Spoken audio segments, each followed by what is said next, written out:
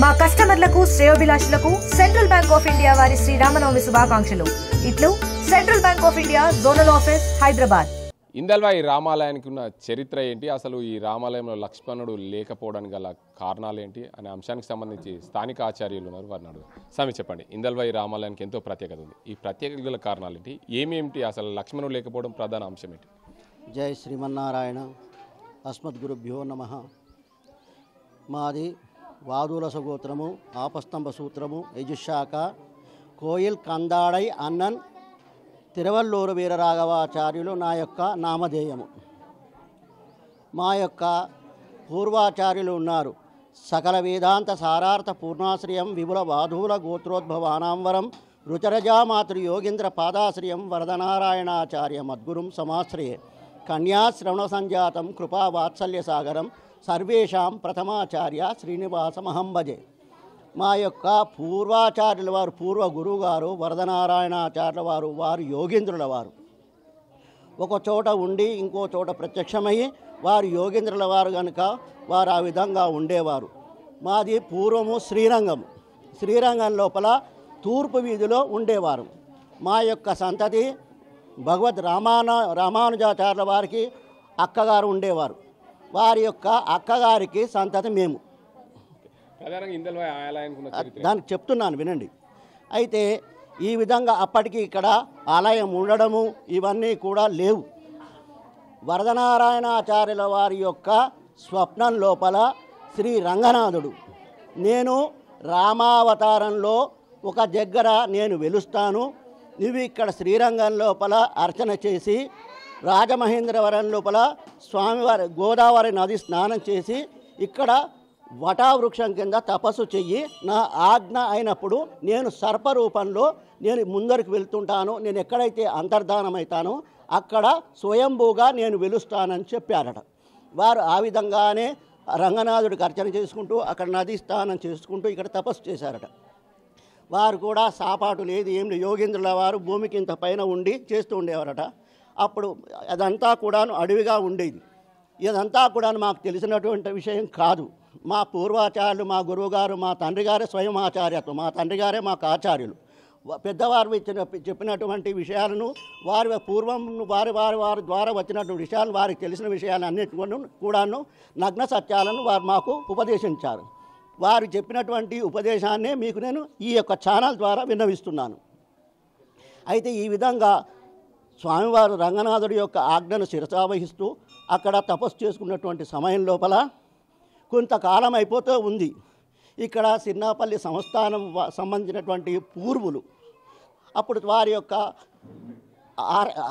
ఆర్థిక పరిస్థితి కూడా ఏమీ లేదు. ఒక ఏది పొలం దున్నుకుంటూ చేసుకుంటూ ఆవిడకి 3 సంతానం ఉంటే ఆవిడ గారు వాళ్ళ యొక్క తల్లి యొక్క గటకను అంబలిని ఇంటి నుంచి తీసుకుని వెళ్తూ అక్కడికి పొలంలో ఉన్నటువంటి కొడుకుల దగ్గర తీసుకుంటూ వెళ్ళేది.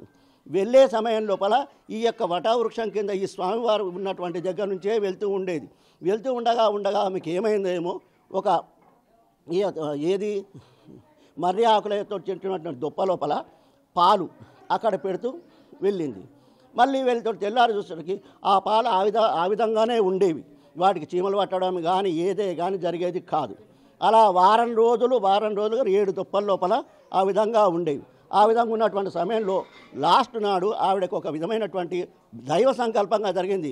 దైవ సంకల్పం లేనిదే మనిషికి ఏది కూడా శివుడు ఆజ్ఞ లేనిదే చీమైనా కుట్టదు. ఆ విధంగా ఆమె అక్కడ ఉండి ఈరోజు నేను మరణము గురువుగారి యొక్క ఆశీర్వచనము. ఈయన ఎవరు? మధ్యాహ్నం 12-1 గంట అయ్యడానికి ఆ సమయానికి ఆయన కళ్ళు తెరిచారట. అప్పుడు ఆవిడ అడిగిందట, స్వామి నేను 7 రోజుల నుంచి చూస్తున్నాను, కళ్ళు మూసుకుంటున్నావు, నేను పెట్టినటువంటి ఈ దొప్పలన్నీ కూడా చీమలు పట్టడం లేదు, ఏ విధంగా ఉన్నాయి ఆ విధంగానే ఉన్నాయి, నీ చుట్టూ కూడా పులులు ఇవన్నీ తిరుగుతున్నాయి వెళ్తున్నాయి కానీ ఏమీ కావడం లేదు, చేయడం లేదు. మరి ఎందుకు? నువ్వు భగవంతుడివా, దెయ్యానివా, భూతానివా, గంధర్వుడివా, ఏదో మరి ఏమిటి, మరి నేను పెట్టినవి నువ్వు తీసుకోవడం లేదు అనేసరికి అప్పుడు వారు అన్నారట, అమ్మ ఇది నీకు భవిష్యత్తు లోపల రాబోయే అష్టైశ్వర్యాలకు నిదర్శనము. నీకు సంబంధించినటువంటి వాటిని నేను ఎటువంటి పరిస్థితిలో రంగనాథుడి యొక్క ఆజ్ఞ లేదు, రంగనాథుడి యొక్క ఆజ్ఞ లేనిదే నేను ముట్టను అని చెప్పారట. చెప్తే అప్పుడే ఒక తురుష్కుడు ద్వారా నీకు 7 రోజుల లోపల ఒక అధికారం వస్తుంది అని చెప్పారు. చెప్పిన తర్వాత ఈ విధంగా జరిగిపోయింది. తర్వాత కొన్ని రోజుల తర్వాత ఉస్మాన్ బాష్ వస్తున్నటువంటి సమయం లోపల ఆగమేఘాల మీద అందరు సైన్యం ఇవన్నీ వస్తున్నప్పుడు అక్కడ వర్షం పడి చేసి సైన్యం అది కూడా చెల్లాచెదురైపోయిందట. అప్పుడు పరివారం ఒకవైపు ఈయన ఒకవైపు ఉంటే మిట్ట మధ్యాహ్నం లోపల గుర్రం నొరుగులు కక్కుతూ ఉంది. అప్పుడు ఉస్మాన్ బాషా వారు తిరుగుతూ ఉండగా యథావిధిగా ఎప్పుడు కూడా పొలం దగ్గరికి ఆ యొక్క పిల్లలకు తన సంతానానికి గటక అంబలిని ఇట్లా పెట్టుకొని వెళ్తుండగా ఆయన తటస్థించాడు. ఆ తటస్థించినటువంటి సమయంలో అమ్మ అందులో ఏముందనేసరికి నా దగ్గర ఏముంది బిడ్డ, పిల్లలు అక్కడ పొలం దున్నుతున్నారు, వాళ్లకు నేను ఈ యొక్క దీన్ని తీసుకొని వెళ్తానేసరికి అమ్మ నేను నీ కొడుకునే కదా, నన్ను ఇప్పుడు ప్రాణంతో నిలుపు, నేను ఎప్పటికి కూడా నువ్వు జ్ఞాపకం చేసుకునే రకంగా చేస్తాను. అయ్యా అవన్నీ నాకు తెలియదు, నువ్వు ఆకలితో ఉన్నావు, ఇల్లు దగ్గరే ఉంది, నేను పోయి మళ్ళీ తీసుకొచ్చి నా కొడుకులకు పెడతా అని చెప్పేసరికి ఆయనకు ఆవిడ అంబల్ని గట్కను ఒక దగ్గర పిసికి ఆయనకు తినిపించేసరికి అన్నశోషతోటి ఆమె యొక్క కుడితోడ మీద ఆయన కొద్దిసేపు పడుకున్న తర్వాత నిద్ర లేచి అమ్మ నాకు ప్రాణదానం చేశావు, నా కన్న తల్లివి అని చెప్పి ఆయన దగ్గర ఉన్నటువంటి ముద్ర ఉంటుంది. అప్పుడు ముస్లిమ్స్ పాన్ తినేవాళ్ళు. ఆ పాన్ ముద్రలో అది ఇచ్చేసి ఆ యొక్క అంగు ఏదైతే ఖర్చీఫ్ అంటారు, మనం ఇప్పుడు ఖర్చు, ఆ యొక్క దస్తీని ఆవిడకి ఇచ్చారట. ఇస్తే పొద్దున పూట వెళ్ళింది. వెళ్ళేసరికి ద్వారపాలకులు ఉంటారు కదా, ఆ ద్వారపాలకులు లోపలికి వెళ్ళనియలేదు. అయ్యా ఇట్లా జరిగింది నన్ను రమ్మని చెప్పిండ్రు మీ యొక్క దొరవారు అనేసరికి లేదయ్యా ఇది నేను చెప్తున్నది నిజము, ఒకవేళ తప్పైతే ఇక్కడే నాకు తల నరికేయండి అనేసరికి ఒక అతను అక్కడ ఉండి ఒక అతను అక్కడికి వెళ్ళారట.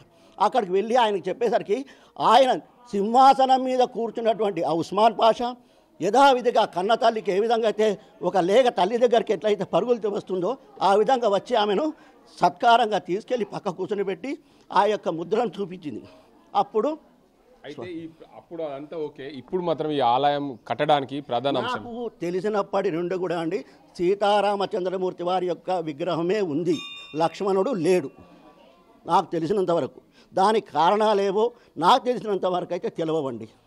మా నాన్నగారు అప్పటికి కూడాను ఇవన్నీ కూడా జరిగింది. సీతమ్మ తల్లి రాముల వారు ఈ పట్టాభిషేకంగానే ఉన్నారు. మొత్తంగా చూసుకోవచ్చు. ఈ ఆలయంలో అయితే ఏదైతే చెప్తున్నారో ఈ ఆలయానికి సంబంధించిన స్థానిక ఆచారి చీలక్ జానకిబాయి చరిత్ర చెప్తున్న పరిస్థితి. మొత్తానికి ఈ ఆలయం నిర్మాణానికి సంబంధించి అప్పట్లో ఆలయం ధ్వంసం కాకుండా కాపాడిన వ్యక్తులు ఈ సంస్థానాధీశులు శీలం జానకిబాయి. దానికి అంత చరిత్ర అయితే ఈ రకంగా ఉంది. ఈ ఆలయానికి ప్రధానంగా లక్ష్మణుడు లేకపోవడానికి ప్రధానంగా అప్పట్లో ఏదైతే ప్రతి ఆలయంలో రాముడు లక్ష్మణుడు సీత ఉంటారు, ఇక్కడ లక్ష్మణుడు లేకపోవడం, లక్ష్మణుడు మాత్రం ఈ ఆలయం చుట్టూ స్వర్పరూపంలో ప్రదక్షిణ చేసుకుని ఆలయాన్ని కాపాడతారనే భక్తుల నమ్మకంగా చెప్తుంటారు పరిస్థితి. ఇది ఇక్కడ పరిస్థితి. దేశవ్యాప్తంగా శ్రీరామ నవమి వేడుకలు ఘనంగా జరుపుకున్నారు. కానీ నిజామాబాద్ జిల్లా ఇందల్వై రామాలయంలో మాత్రం లక్ష్మణుడు లేని రామాలయం ఉంది. ఇక్కడ మాత్రం సాయంత్రం కళ్యాణోత్సవం జరుగుతుంది. అసలు ఈ ఆలయానికి ఉన్న ప్రత్యేకత ఏంటి, అసలు ఈ ఆలయంలో లక్ష్మణుడు లేకపోవడానికి గల కారణాలు ఏంటి అనే అంశానికి సంబంధించి ఆలయ ప్రధాన పూజారి ఉన్నారు, వారిని అడుగుదాం. మొత్తంగా స్వామి చెప్పండి, దేశవ్యాప్తంగా ఈరోజు శ్రీరామనవమి వేడుకలు మధ్యాహ్నమే జరుగుతాయి, ఈ ఆలయంలో మాత్రం సాయంత్రం జరుగుతాయని వినికిడి. అసలు ఈ ఆలయంలో లక్ష్మణుడు లేకపోవడానికి ప్రధాన కారణం ఏంటి, అసలు ఎందుకు దేశవ్యాప్తంగా ఉన్న రామాలయాలన్నింటిలో కూడా లక్ష్మణుడితో పాటు సీత హనుమంతుడు అందరూ ఉంటారు, కానీ ఈ ఆలయంలో మాత్రం లక్ష్మణుడు లేకపోవడం అసలు ప్రధాన ప్రత్యేకతలు ఏంటి? ఇది నిజామాబాద్ జిల్లాలో అతి ప్రాచీనమైనటువంటి శ్రీరామచంద్రుల వారి దేవాలయము. ఈ దేవాలయాన్ని శీలం జానకిబాయి వంశస్థులు ఈ యొక్క దేవాలయాన్ని నిర్మించినట్టుగా మనకు చరిత్ర ఆధారాలు కాశీయాత్ర చరిత్ర అనేటటువంటి పుస్తకం ద్వారా తెలుస్తున్నాయి. ఈ దేవాలయము నిజామాబాద్లో ఉన్నటువంటి రఘునాథ మందిరంలో ఉన్నటువంటి సమర్థ రామదాసు ప్రతిష్ఠించినటువంటి విగ్రహాన్ని ఇక్కడ హిందూ దేవాలయాలు ధ్వంసమవుతున్నాయనే ఉద్దేశంతో అపురూపమైనటువంటి కట్టడాన్ని ఈ యొక్క దేవాలయం, ఇది ఇందల్వాయ్ అనేటటువంటిది పూర్వకాలంలో ఆయుధ కర్మాగారం అనేది ఉంటుంది, ఇక్కడ రక్షణ ఉంటుందనే ఉద్దేశంతో విగ్రహాన్ని తీసుకొని రాబడి ఇక్కడ ప్రతిష్ఠ చేశారని చరిత్ర ద్వారా తెలుస్తుంది. అయితే లక్ష్మణుడు లేకపోవడం అనేది మన కాలగర్భంలో కలిసిపోయిందా? ఒక భక్తుల యొక్క నమ్మకం మాత్రం లక్ష్మణుడు అంటే ఆదిశేషుని యొక్క అవతారము. ఈ దేవాలయంలో పూజా కార్యక్రమాలు జరుగుతున్నటువంటి సమయం లోపల ఒక పాము రూపములో ఈ యొక్క దేవాలయాన్ని రక్షణ చేస్తుందని, ఆ ఆదిశేషుని యొక్క అవతారమే లక్ష్మణుడని ఈ యొక్క గ్రామస్తులు భావిస్తూ ఉంటారు. ముఖ్యంగా చెప్పండి, అన్ని ఆలయాల్లో శ్రీరామనవమికి మధ్యాహ్నమే కళ్యాణోత్సవం జరుగుతుంది, ఇక్కడ మాత్రం కళ్యాణోత్సవం సాయంత్రం వేళ జరుగుతుందని వినికిడి. అసలు ఏంటి ఆ ప్రత్యేకత? మన ఆంధ్ర రాష్ట్రాల్లో అంటే తెలంగాణ కావచ్చు, ఆంధ్రప్రదేశ్ కావచ్చు, 2 విశేషమైనటువంటి స్థలాలు ఉన్నాయి. ఆంధ్రప్రదేశ్లో ఒంటిమిట్ట అనేటటువంటి ప్రాంతం ఒకటి, ఇందల్వాయిలో శ్రీరామచంద్రుని యొక్క దేవాలయం. ఇక్కడ లక్ష్మణ్ లేకపోవడం విశేషం, ఒంటిమిట్టలో ఆంజనేయ స్వామి లేకపోవడం విశేషం. అయితే ఈ యొక్క శ్రీరామచంద్రుని కళ్యాణానికి సమస్త దేవగణాదులను అందరూ కూడా వస్తుంటారు.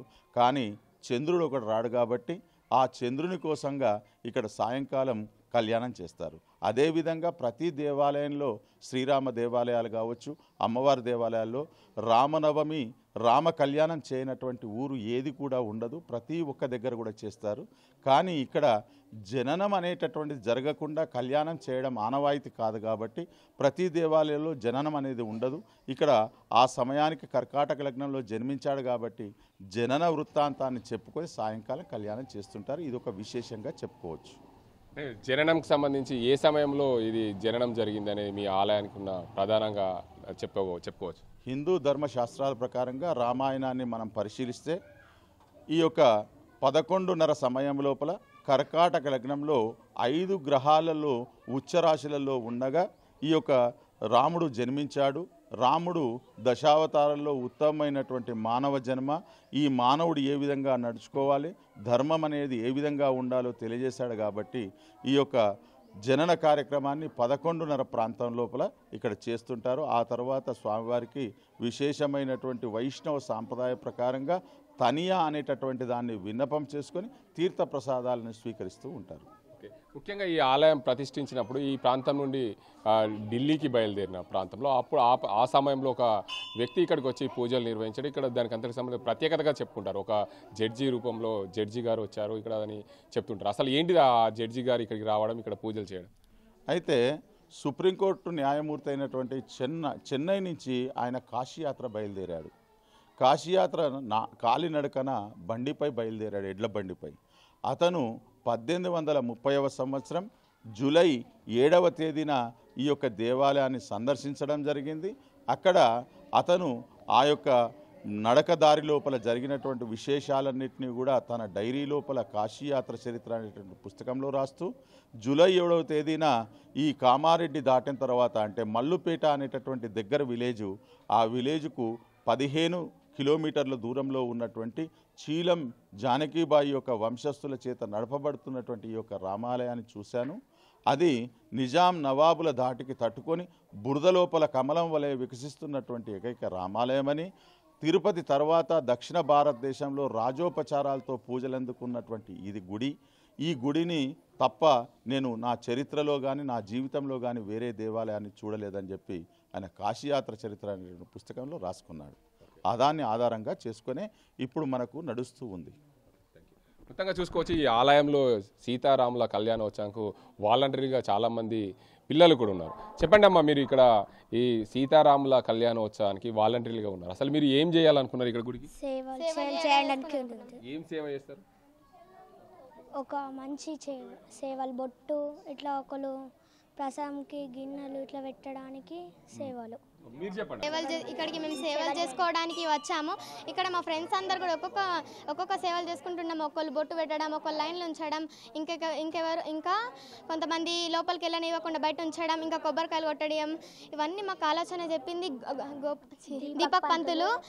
దీపక్ పంతులకి నమస్కారాలు తెలియజేస్తున్నాం. జై శ్రీరామ్. చూసుకోవచ్చు, ఈ ఆలయంలో పిల్లలందరూ కూడా వాలంటీర్లుగా ఉన్న పరిస్థితి నెలకొంది. దీనికి అంతటికి సంబంధించి మనం చూడొచ్చు సీతారాముల ఆలయం ఎలా ఉంది, లోపల మనం చూసే ప్రయత్నం అయితే చేద్దాం. నిజామాబాద్ జిల్లాలోని ఇందల్వాయి సీతారామచంద్ర ఆలయం. ఈ ఆలయానికి మరో ప్రత్యేకత ఉంది. తెలుగు రాష్ట్రాల్లో 2 ఆలయాలు ఉంటాయి. ఒకటి ఒంటిమిట్ట రామాలయం. ఒంటిమిట్ట రామాలయంలో హనుమంతుడు లేని రామాలయంగా ప్రసిద్ధిగాంచింది. అదేవిధంగా నిజామాబాద్ జిల్లా ఇందల్వాయిలో ఉన్న సీతారామచంద్ర ఆలయంలో లక్ష్మణుడు లేని రామాలయంగా పేరుగాంచిందని చరిత్ర చెప్తుంది. కాశీయాత్ర పుస్తకంలో ఇక్కడ అనేక ప్రత్యేకమైన అంశాలు నిజామాబాద్ జిల్లాలోని ఇందల్వాయి ఆలయానికి సంబంధించి ప్రధానంగా చరిత్ర చెప్పుకోవచ్చు అని చెప్పి ప్రధానంగా ఆలయానికి సంబంధించిన ప్రధాన పూజారి చెప్తున్న పరిస్థితి ఉంది.